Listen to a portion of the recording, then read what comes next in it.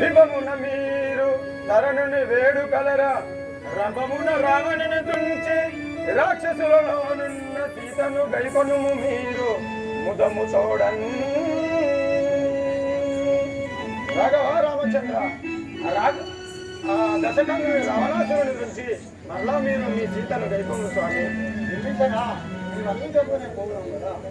వెడలు దమిపుడు కపివరులారా వెడలు దమిపుడు కపివరులారా